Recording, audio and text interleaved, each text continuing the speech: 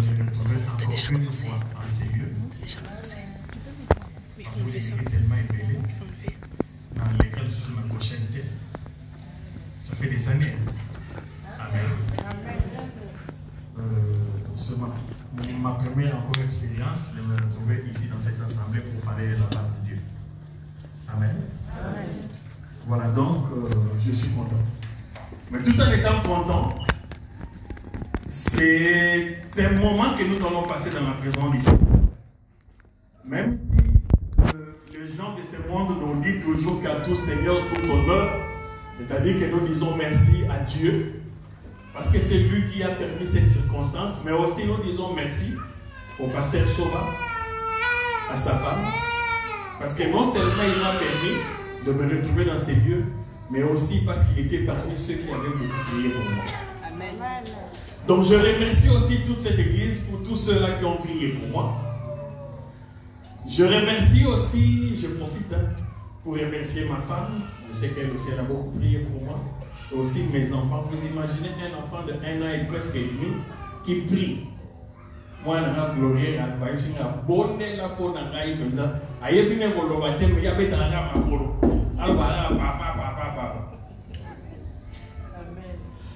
Je bénis Dieu pour ma famille qui a aussi beaucoup prié pour moi. Ma mère, mes frères et sœurs, et à d'autres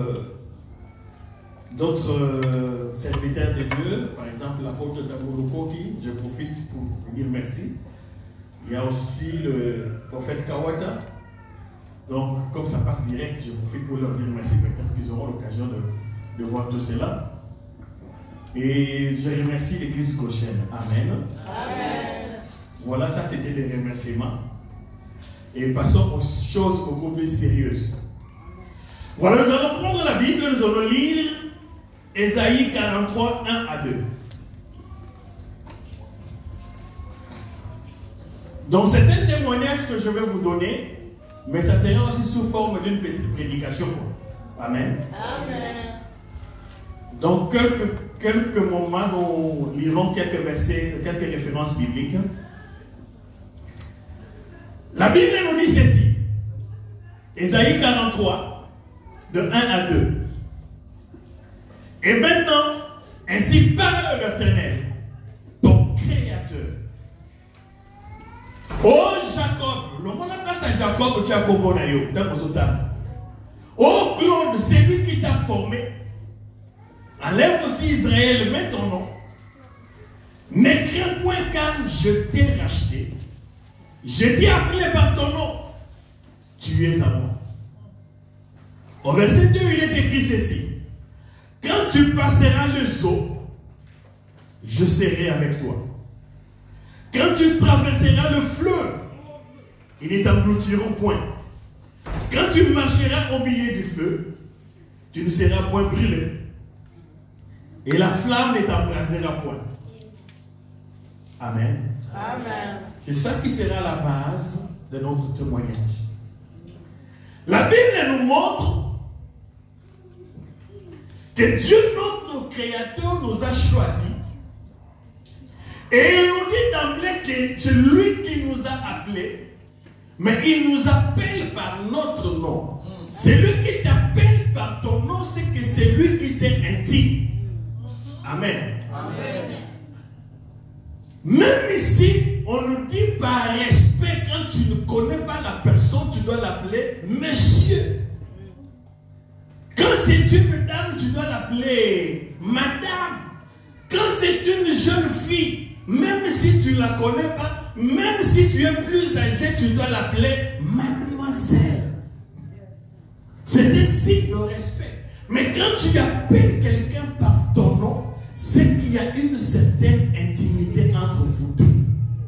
Et la Bible nous dit que Dieu nous appelle par notre nom.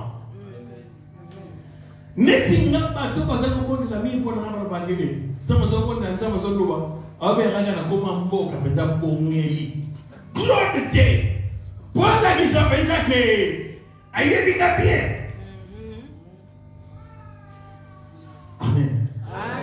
Mais la Bible nous dit, quand tu passeras par les eaux, je serai avec avec toi. C'est ce qui me plaît dans la parole de Dieu.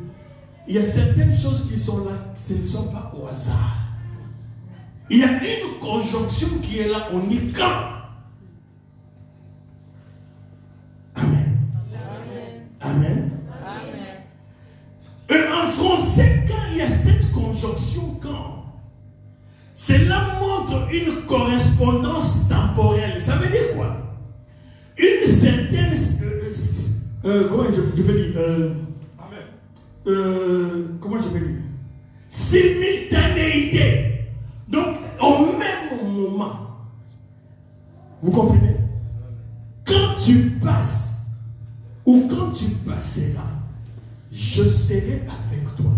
Ça veut dire qu'au moment que tu es en train de passer, lui, il est là avec toi. Il ne dit pas que non, il sera après que tu aies passé. Non, ou après que tu sois passé. Non, il est là avec toi au moment que tu traverses. Amen. Est-ce que nous comprenons? Amen. Si vous comprenez, amen, nous va bien. Amen. Parce que c'est ça que je dis. Il y a certaines petites choses qui sont même dans la parole qui sont importantes. Ne fût-ce que cette conjonction, quand c'est ce qui bouleverse tout.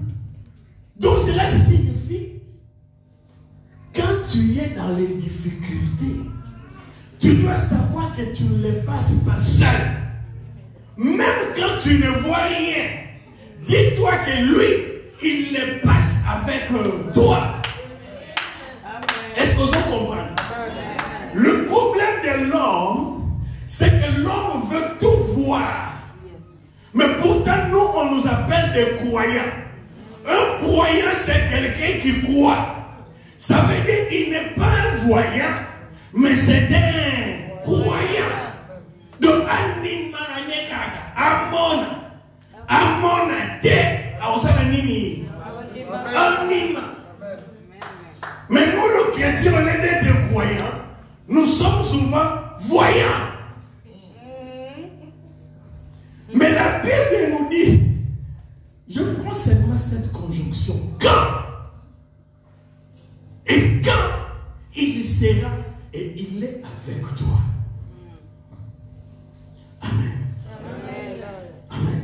Amen.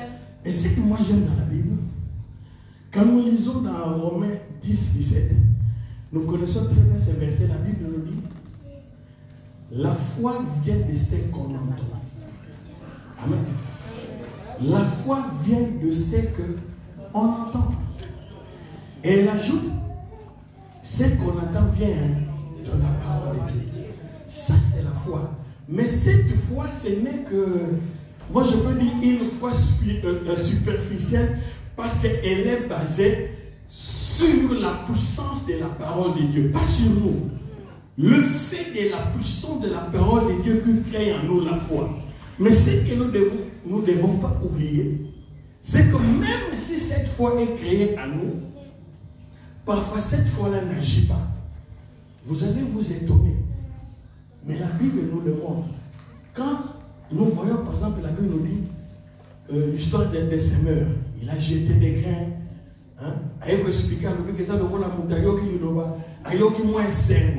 Mais quand tu as il le produit une fois, n'est-ce pas? Mais quand la Bible nous dit les voleurs viennent voler.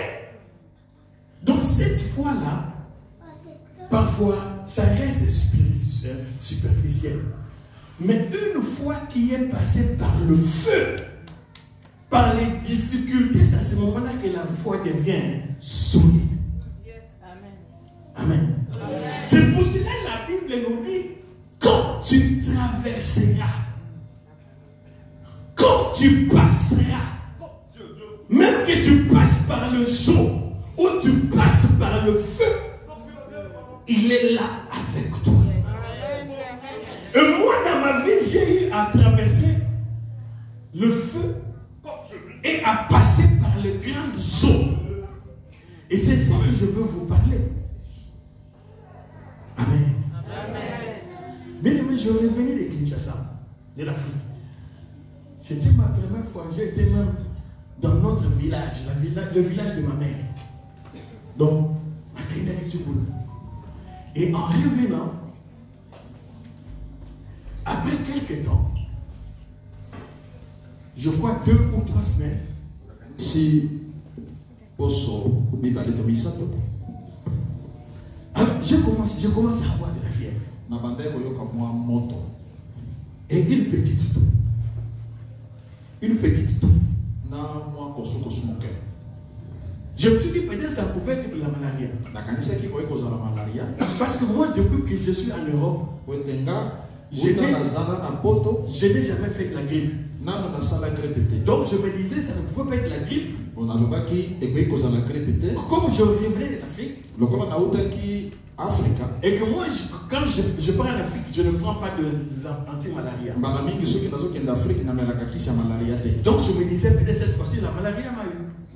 alobaki ta mosombala oyo nde malaria moto ezwi ngai. Donc la malaria m'a rattrapé parce que je faisais toujours la tête. donc malaria ezwi nga mpo na tiaka ntango nyonso matoi mangongi. Amen. amen. Alors je commençais à prendre des dafalgan. boye nabandi komela mwa dafalga Dès que je prends, ntango nameli je me sens bien. nayoki mwa malamu. 2 ou 3 heures après, mais mikolo soki mwa ngonga mibale to misato nsima la fièvre revient. namoni moto ezongi. Et finalement, 3 jours après, 4 jours, nsima ya mikolo mine to misato j'ai dit à ma femme, non, ça ne va pas très bien. nalobi na mwasi na ngai ke nazoka malamu te En tout cas, je dois aller moi à l'hôpital. esengeli nakende epa monganga. Amen. amen. Je pris ma voiture. nazwi motuka na ngai J'avais quelqu'un à la maison. nazalaki na moto moko mopaya na ndako Et j'ai dit à la personne de m'accompagner. nasengi na moto yango akende kotika ngai Mais je vous dis, c'est moi-même qui conduisais. kasi nalobi nga moko moto nakokumba motuka. Donc c'était juste une petite fièvre. ezalaki mwa moto ya moke. Donc je me suis dit, bon, je peux quand même aller. nalobi bon nakende quand même kotala monganga. Quand je prenais la température, une fièvre, nous avons à 38. Donc tu vois, c'est rien. Quand je prenais la température, la fièvre était à 38, donc nalobaki eza nango pasi penza te. Et j'arrive à l'hôpital. nakomi na hôpital Je suis directement allé aux urgences. nakei mbala moko na urgence. Et dès que je suis arrivé, boye ntango nakomaki je vois déjà que il y avait 2 endroits pour les urgences. namonaki bisika bakaboli ekomaki bisika mibale mpona urgence. On avait déjà écrit, bakomaki déjà si vous avez la fièvre, soki oza na fièvre à gauche. kende na gauche, Pas de fièvre, soki oza na fièvre te à droite. kende na droite. Je dis, bon, comme j'avais quand même 38 de fièvre, lokola nazalaki na fièvre j'ai pris la gauche. nake na gauche. Et j'arrive là-bas, boye nakomi kuna on me reçoit. azwi ngai. Et je vous dis d'emblée, nayebisi bino mbala moko quand j'étais à Kin, ntango nazalaki na Kinshasa on entendait parler de l'histoire de maladie morale na Chine, on entend tobandaki koyoka bokono moko ebimi na mboka Chine Covid. nautaki koyoka ngo na Kinshasa. Donc, et ici en Europe, ça Ici en Europe, ce n'était pas encore manifesté. alors, alléluia. Amen. Et finalement, Oui. j'ai dit, ok, je prends la gauche. Nazwa epai ya bato balobi baza na moto nakende kuna. J'arrive là-bas, Nakomi kuna on me pose la question, batuni nga motuna. qu'est-ce que vous avez comme symptôme? Ozo koyoka ndenge nini? J'ai dit, non, j'ai un peu de fièvre. Nalobi nazoka mwa moto. Vous toussez? Ozo kosola. J'ai dit, j'ai une petite toux. Nalobi nako kosola moke. Vous avez le rhume? Oza na zolo ekangami. J'ai dit non. Nalobi naza na zolo ya kokangama te. Ok. Et là, c'était à la réception. Wana ezalaki na réception. Je n'étais pas reçu par un infirmier, c'était la réception. Ata mokanga mokota yambaki nga ezalaki na réception. Les administratifs. Donc. Esika oyo basalaka mikanda. Et finalement, on Oui. m'a dit, ok, passez de l'autre côté. Alobi na ngai kende na ngambo mosusu. Là où je suis allé, Esika epai wapi na kei. directement, je me rends compte qu'on me donne une chambre. Mbala moko na moni bapesi ngai chambre. Je dis, mais pourquoi? Natuni bango mpona nini? Oh non, monsieur, on ne sait pas de quoi vous souffrez. Oh tata toyebi te yo ozali kobela nini? On vous laisse déjà dans cette chambre. Totiki na suku oyo. On vous met en observation de 48 heures. Tokotalela yo pendant 48 heures dans mikolo mibale. Bon, ok, j'ai dit, il n'y a pas de problème. Nalobi likambo te, botala kaka. Je pensais qu'on allait faire des examens de prise de sang, des choses comme ça. Nakanisaki bakozwa ngai makila to bakotala ngai ba examen. Non, je suis resté en observation. natikalaki kaka wana na observation. Quand on dit observation, c'est comme regarder. Ce qui va donner observation, c'est que pas kotala yé. J'appelle ma femme, je lui dis, Na bengi moi c'est na ngala lobi na ye. on va garder à l'hôpital. Ba kanginga yi awa. Mais jusque-là, je ne sais pas pourquoi. Kasi kiyo siko na yebi te pona nini. Et comme je suis allé les après-midi, Lokola na kendeki na simana nzanga. je suis resté Na vandi. et j'ai dormi là-bas. Pe na lali kuna. Et là, je vous dis, on avait seulement pris les paramètres là de la tension, température. Wana na yebi sibino bazoni kaka température pe batali tension basala ke loko mosusu te. Rien. Basala loko te. Donc j'ai dormi. Boy na lali. Le jour suivant, Nikole yaki je me réveille. na lamoki. On refait la même chose. Ba lobi na ngali lobaka moko Tension, tension température. batali ka Et j'avais pas fait les températures, je n'avais rien le deuxième jour. nazala ki susu na moto te moko na mibale. Mais on m'a gardé. Ba bombi ngai kaka. Et le soir, c'est commencé à m'énerver. Boye na pokwa ngana bandi ko toboka. Je vais voir ces gens-là, je dis aux infirmiers, mais Na pourquoi ke vous kutana gardez? na batwana na lobi pona nini bo bombi ngai. Oh non, monsieur, on a dit qu'on doit vous garder pendant au moins 48 heures pour Lobi voir. na ngai tata to sengeli ko bomba yo pendant mikolo mibale pona ko. Mais faites quand même des examens pour savoir de quoi je souffre. Kasi botala ta moi moke be examen. Je leur ai dit que je venais de l'Afrique. na lobi na bango na uti. Faites-moi ne fût-ce qu'une prise de sang. O zwangata makila. Tout ça. Oh non, monsieur, on va le faire. Ba lobi te to kosala ngo. Finalement, ils n'ont rien fait. Basala ke loko te. Le troisième jour, Mokolo ya misato. ça m'a, comme on dit, ça m'a fait pire à pompe, quoi. Epesaki ngai penza kanda moteme vibi. J'ai dit, mais finalement, je fais déjà presque 48 heures. Boye na sina sali mikolo mibale. Rien. Eloko te. Pas de médicaments, Kisi te. rien. Eloko te. Pas d'examen, Examen te. rien. Eloko te. J'ai commencé à appeler ma femme, je dis, mais finalement, ça m'énerve ici, je vais sortir de moi-même comme ça. Na bengi mwasi na ngana lobi ngana komi kotoboka wa na kobima ngai. Oh non, elle a commencé à me conseiller, tout Elle a ça. commencé à me conseiller, non, ne sors pas, reste là. Je suis resté. Na vandi. Je vous dis, le troisième jour, Na lobi na bino mokola misato. tout ce qui s'est passé après, Oh esalema kisima. je ne sais rien. Na yebi lisusu. Jusqu'à aujourd'hui, Kino lelo. je ne sais pas ce qui s'était passé. Na yebi te nini yango esalemaki. Amen. Amen. Amen. Amen. C'est là que les choses ont commencé. Epai wana nde makambo ebandaki. Donc je vous dis, je ne savais rien. Na yebi sibino. Na yebaki lisusu eloko te. C'est en sortant de l'hôpital, Na kobima na hôpitalo. c'est à ce moment-là que j'ai tout appris. Epai wana nde bayebisi ngai makambo esalemaki. Amen. Et par les médecins, Na bamingani et par ma famille. pe na libota na ngai. Mais on me dira Mais balobi na ngai que le troisième jour, ete mokolo ya misato. il semble que l'hôpital Et na yokilo balobi na ngai lokola hôpitalo. avait constaté que j'avais fait une détresse respiratoire. Bamonaki ete nazokoka susu kopema te. Et la nuit, ils ont appelé ma femme Boye na butu babengi mwasi na ngai pour l'avertir que mobali na yo bébé. pour lui dire que ici ton mari ça ne va pas. Mais moi-même, je ne me souviens de rien. Mais ngai moko na yebi eloko te. Je ne sais pas quand est-ce que j'avais cette détresse. Détresse respiratoire, ça veut dire que je n'arrivais pas à respirer. Détresse respiratoire elingo lobe ete na koka kopema te mopepe ezoya ebele Les te. ezoya te. Donc, même au niveau de ma saturation, Ata na mopepe oyo etambolaka na nzoto na makila, na makila. je n'avais presque plus d'oxygène dans le sang. Nazalaki susu na mopepe te na makila. Amen. Amen. Comment c'est arrivé? Ekomaki ndenge nini? Je n'en sais rien. Na yebi te. Amen. Amen.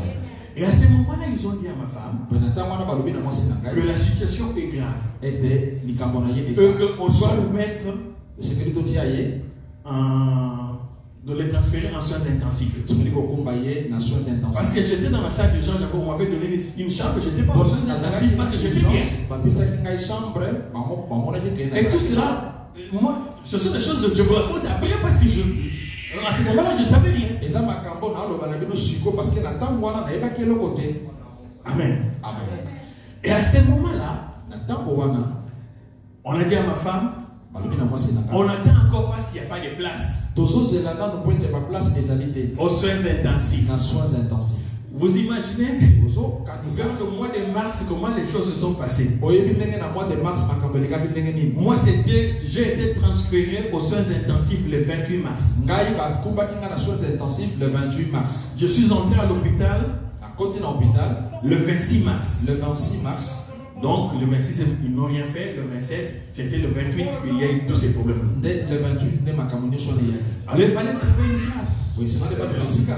Je ne vous explique pas comment on trouvait des places aux soins intensifs. Je me dis, ça c'est moi. Hein. Je ne dis pas que c'était comme ça. Je suppose que quelqu'un devait mourir pour que je puisse prendre sa place. Parce qu'on a dit à ma femme qu'il n'y avait plus de place. Vers 23h, on a dit à ma femme, on a trouvé une place pour votre mari aux soins intensifs. À 23h,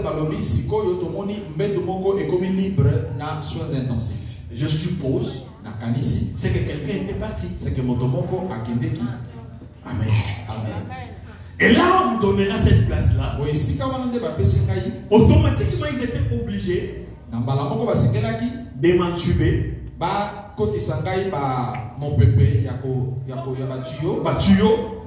Et puis me ventiler.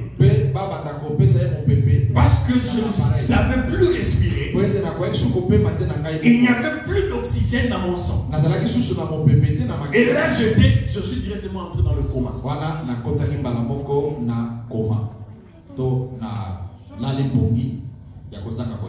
Amen. Amen. C'est là que les choses ont commencé. Et pas Pasteur, je suis en train de parler, je ne sais même pas quelle heure je vais terminer. Je te ferai ça. Bon. Amen. Parce que l'histoire est assez longue. Je vais faire un effort pour écouter ça. Et là, on m'a intubé et ventilé.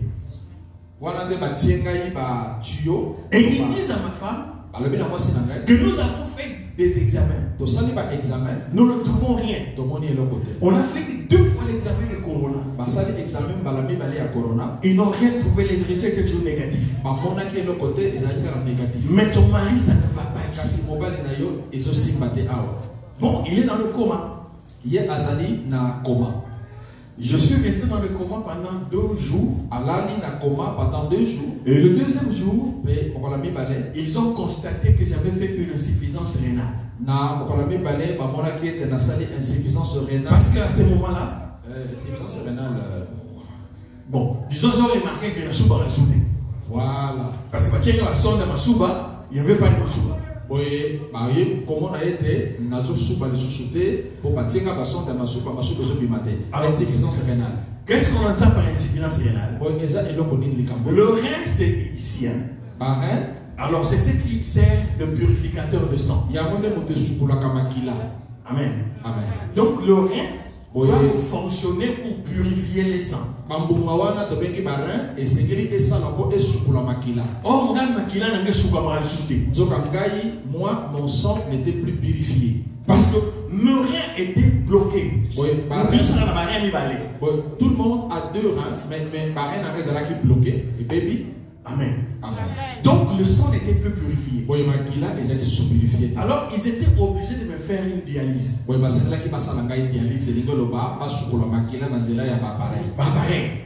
Donc, rien artificiel, rien artificiel, donc pareil à pareil. Amen. Amen. Alors, ils ont commencé à faire une dialyse. Mais pendant qu'ils ont fait, ils ont remarqué que j'avais fait une septicémie. Septicémie. Septicémie, ça veut dire quoi? Une infection du sang. Microbe ya makila. Donc tellement mon makila ils ont la purifié. Automatiquement makila alors quand j'ai fait une septicémie, et cela fait que septicémie c'est la jeté.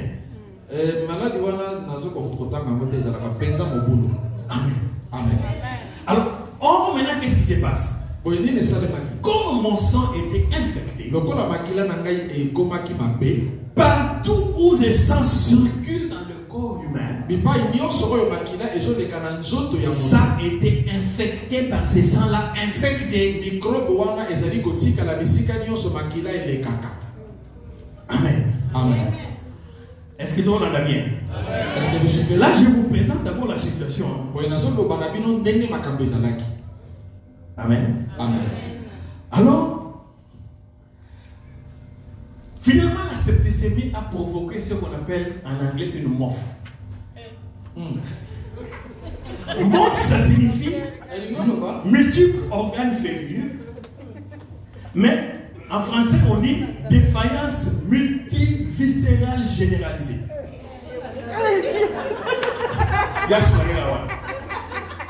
Ça veut dire quoi? Partout où mon sang passe, ça a été infecté. Le cerveau mon cerveau était atteint. Mon cœur atteint. J'ai fait ce qu'on appelle une insuffisance cardiaque aiguë. Insuffisance cardiaque aiguë. Mon rein était bloqué, insuffisance aiguë. Insuffisance aiguë. Foie et baby. Foie et baby. Donc ça crée ce qu'on appelle une MOF, ça veut dire que tous les organes vitaux étaient atteints.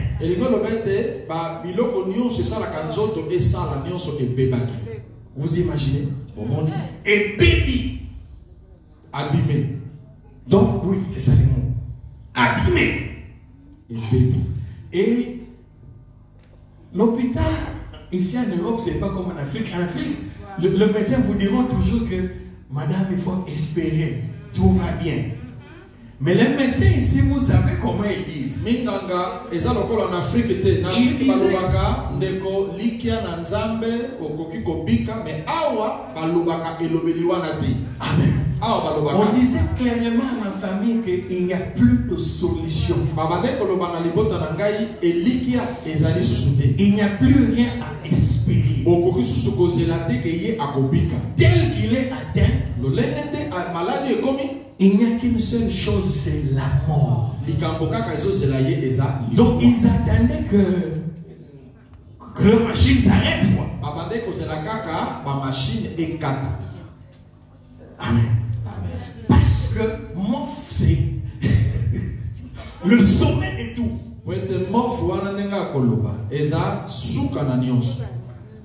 Amen. Amen. Donc, ce qu'on a niveau à MOF, 100% de chances de mourir. Vous imaginez?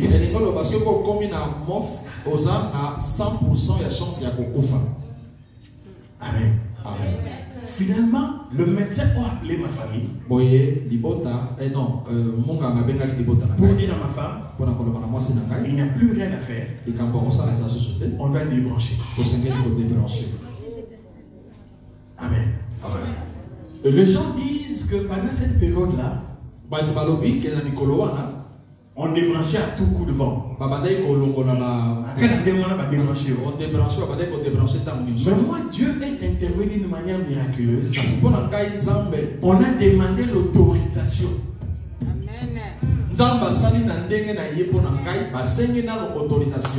Et ma femme leur dit, mon mari c'est un serviteur de Dieu. Tout ce que je vous raconte, c'est des choses qu'on m'a raconté après parce que moi j'étais dans les comas. Amen. Amen. Donc je n'étais pas au courant de toutes ces choses-là. Et je ne sais pas ce que ça. Ça fait un peu de l'émotion quand on parle. Est-ce qu'on peut acclamer le Seigneur? Alléluia. Est-ce qu'on peut acclamer le Seigneur? Alléluia.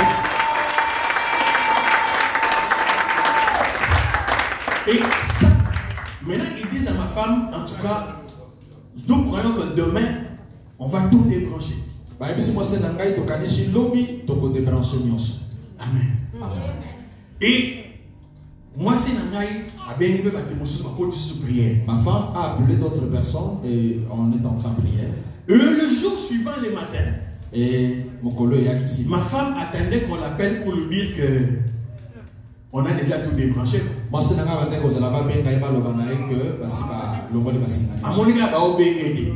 Il a vu qu'on ne l'appelait pas. Elle repousse. Le temps a avancé. Pas au BNT. On n'appelait pas. Et finalement, elle nous a pris la décision d'appeler. Pour tout le médecin, maintenant, qu'est-ce qui s'est passé? On lui dit, quand nous avons vérifié le matin, nous avons vu qu'il y avait une petite amélioration. Nous avons décidé de lui donner quand même une petite chance. Amen. Donc, on n'a pas débranché. Alors, pendant qu'ils attendaient, on m'a donné une petite chance. Quelques temps après, la situation s'empire encore. Bah, on rappelle encore quelques jours après. Madame Touba Mointe. Et ton débranché Amen. Amen. Alors, mon mari, c'est un serviteur de Dieu. Le donnez-lui encore un peu de temps. Amen. Amen. Et quand ils prennent, chaque fois qu'ils prenaient cette décision, le jour suivant, il remarquait toujours une petite amélioration. Donc vous imaginez, cette étape ça veut dire que tout est abîmé. Donc pour le médecin, c'était irrécupérable. Vous imaginez? Et pendant tout ce temps, je bénis Dieu parce que j'ai aussi une famille extraordinaire.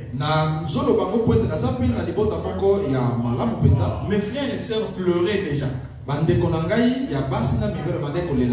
qu'on leur avait dit qu'il n'y a plus d'espoir, il n'y a plus rien. Mais ce qui est bizarre, c'est que ce sont des choses que j'ai appris après. Ma mère n'a jamais pleuré. Elle disait toujours que je crois en ces dieux-là. Mon enfant, c'est un serviteur. Il ne va pas mourir. Amen. Pendant que tous les autres pleuraient. Parce que c'était déjà fini. Amen. Amen.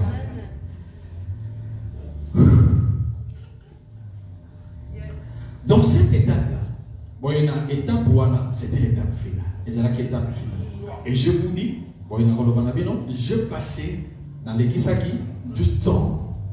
Et on m'a dit après, je dois vous expliquer certaines choses. Vous imaginez que quelqu'un qui est dans le coma, tension à 22.7.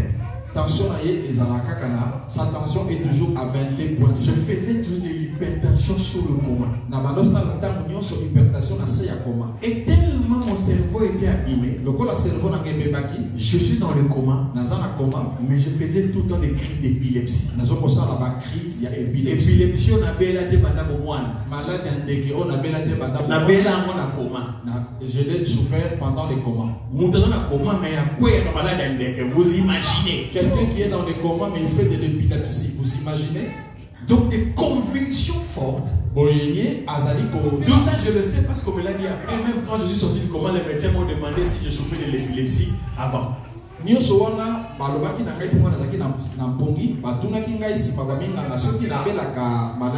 Et tellement le poumon était atteint, il est arrivé à un moment, même la ventilation dont j'étais obligé ne marchait plus. Ventilation, vous pouvez péter un ventilateur, c'est-à-dire que vous pouvez péter un autre. La ventilation, voilà, donc interne, je veux dire. Et ça ne marchait plus parce que ça doit passer aussi par le poumon. Et ça là qui compte dans la sous-souté pour être sécurité comme ça. Donc, au niveau de la saturation, j'avais presque rien. Alors, il est arrivé un moment où il devait me mettre des médicaments. Mais ces médicaments-là, pour que ça puisse aider mes poumons à reprendre vie. Mais c'est tellement fort qu'on ne donne pas ça à n'importe qui. Et il semble que si on donne ces médicaments, quelqu'un qui souffre d'un problème cardiaque doit mourir. Mais moi, je souffrais déjà de comment on appelle ça? de l'insuffisance cardiaque aiguë. Nga nazalaki déjà kobé na motema mais bapesi ngai yango kaka. Donc on s'est dit, bon, d'ailleurs ça kufi na ye. Alobi, Donc mais ça grave. il est presque mort. Donc Ce gars kufi. ce qui a kufa, Parce qu'il est déjà presque mort, donc on lui donne quand même. Et ils m'ont donné ces médicaments-là. Et le médecin n'a pas compris. Eux qui attendaient que je meurs.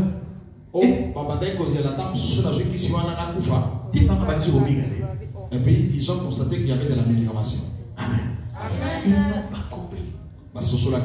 Et finalement, 22 jours après, je suis sorti du coma. 22 jours après, la Bible n'a coma. Et quand je suis sorti du coma, je vais vous raconter comment je suis sorti du coma. Parce que moi je ne savais même pas que j'étais dans le coma. Parce que dans le coma, il y a pas de coma. Parce que la personne qui est dans le coma ne sait pas. Moi je savais que je dormais. Et pendant que je dormais, je rêvais que j'étais à l'hôpital. Et finalement, je demande l'autorisation au médecin de me libérer pour que j'aille visiter ma famille. Ils m'ont autorisé. Je suis allé à la maison. J'arrive dans la maison. Je ne trouve personne. J'ai dit, ok, comme il n'y a pas, je suppose que ma femme était partie au travail. Et que les enfants aussi étaient à la crèche. J'ai dit, ok, dans ces cas-là, je vais dans la chambre pour dormir. Et puis quand ils vont revenir, ils vont me trouver que je suis là, je leur fais une bonne surprise. Et pendant que j'étais dans la chambre, je sentais que je n'avais plus d'oxygène. Je ne savais plus respirer. Et je commençais à me battre. Je me débattais là pour chercher la respiration pour l'oxygène. Et finalement, j'ai entendu la voix de ma femme. Elle était au salon. J'essaie de l'appeler. Elle n'entendait pas. Amen. Et finalement, c'était fini. J'étais dans le lit, j'ai réussi à quitter le lit et me traîner par terre. Et je commençais à me débattre parce que je ne savais pas respirer. Et jusqu'à ce qu'il est arrivé un moment, j'ai vu que c'était la fin pour moi.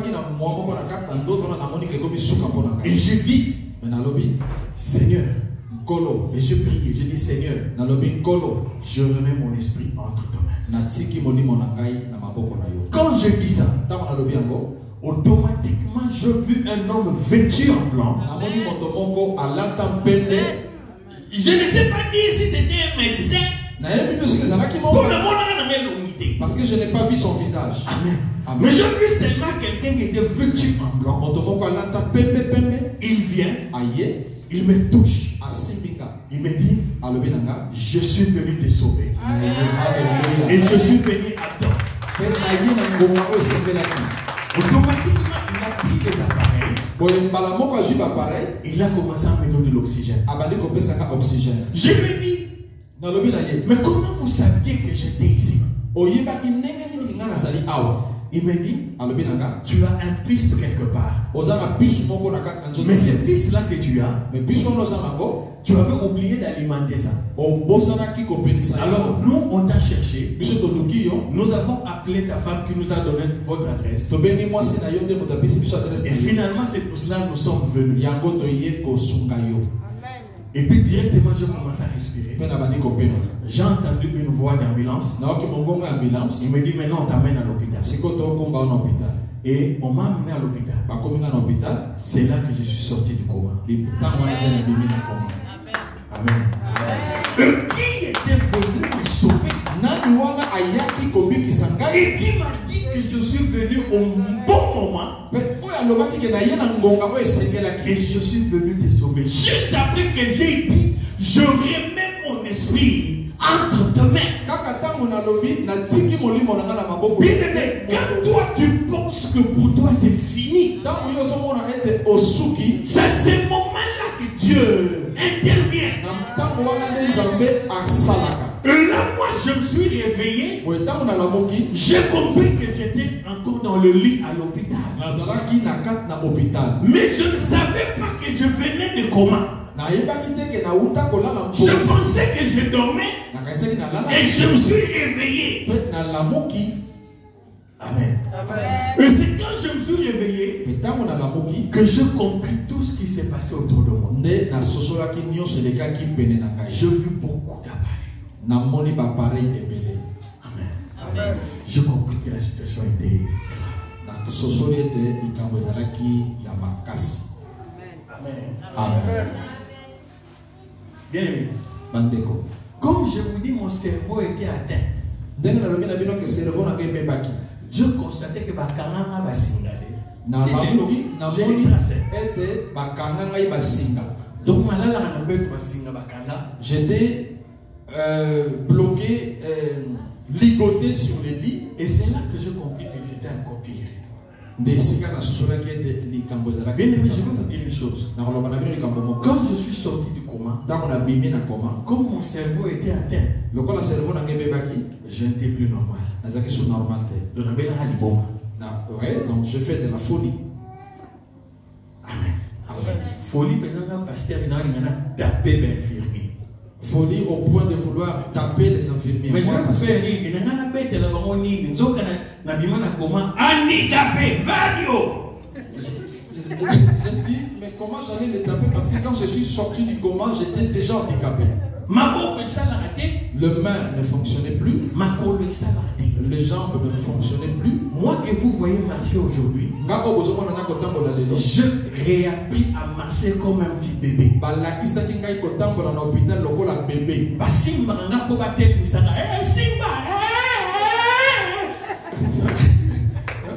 Donc Makolo était le matin.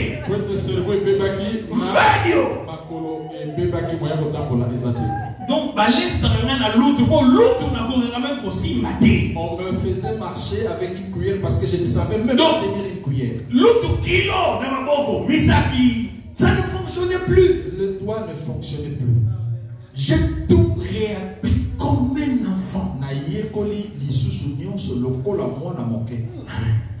Donc, même quand j'avais commencé un peu à marcher, j'ai appris à marcher aussi avec les trottinettes que le coco a miné. J'ai appris à marcher avec la trottinette comme le vieux, les vieillards.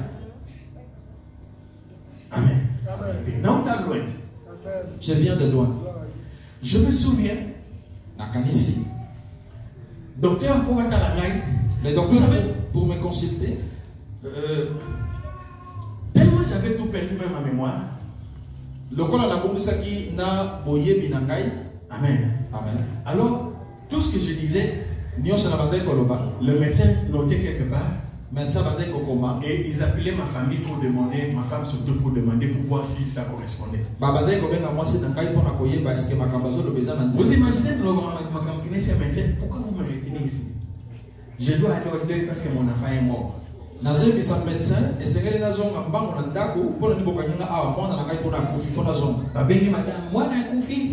appelle ma femme, on dit est-ce qu'il y a un mort dans la famille? Ok, mais moi, elle dit mais non, il n'y a pas de mort dans la famille. Vous avez combien? Vous avez combien d'enfants? À Lobby. Monsieur, vous avez combien d'enfants? On me pose la question, vous en avez un bon? Là, on a 5 enfants. Là, on a 5 Donc, ils en ont moi à ça n'avait pas de sens. Je me souviens. Parce que ça même les aspects spirituels, je n'ai pas encore commencé. Je parle d'abord des aspects physiques. Oui. Comme vous voulez. Il me demande si on peut continuer dimanche prochain. Amen. Bon, comme ça, la suite, ça sera le dimanche prochain.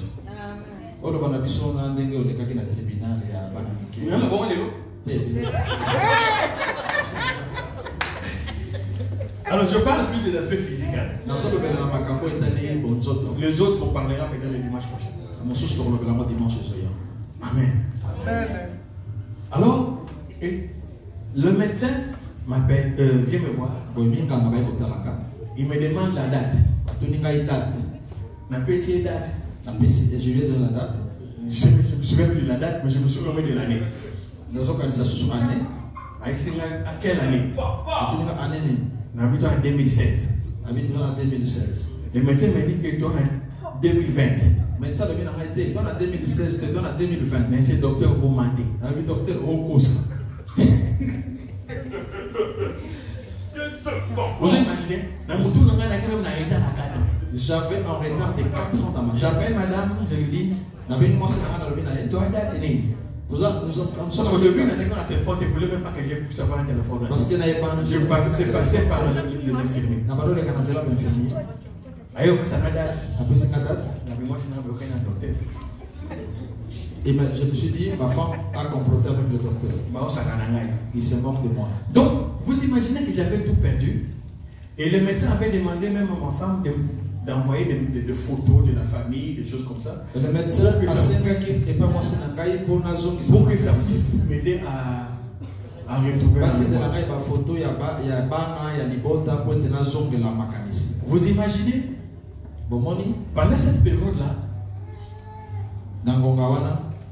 les gens n'avaient pas droit aux visites. Vous pouvez pas aller regarder et visiter quelqu'un. Maintenant, pour mon cas, il est arrivé un moment où le médecin m'a demandé est-ce que ma femme vienne. Ma femme est arrivée. Elle, c'est elle qui m'avait raconté. Elle arrive à la réception. On lui demande qu'est-ce que vous êtes venu faire? Je suis venu voir telle personne. Les gens de la réception ont déjà commencé à nous présenter des condoléances. Nos condoléances, madame. Soyez forte. Elle leur dit non, moi je ne suis pas venu pour les condoléances. Je suis venu voir mon mari. On lui dit non. Ici les gens viennent seulement pour rendre le dernier hommage aux membres de leur famille. Et comment toi tu peux venir? Elle dit non, moi le médecin m'a appelé. C'est impossible. Le médecin ne peut pas t'appeler.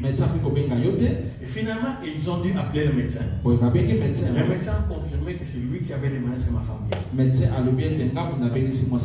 Et ma femme est venue me voir. Mais je vous dis, quand elle est arrivée, moi je l'avais quand même reconnu, et même si ma tête ne fonctionnait plus. Et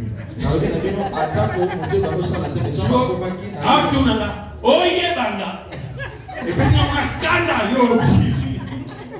elle m'a posé la question, est-ce que tu te souviens de moi?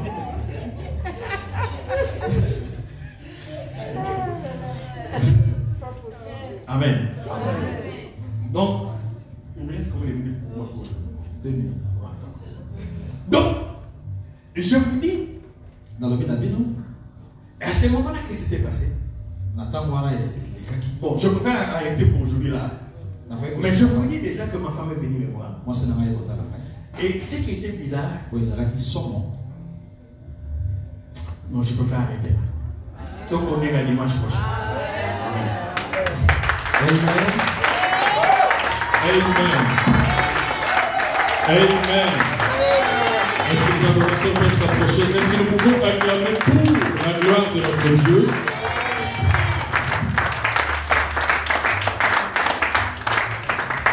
Faites appeler la main.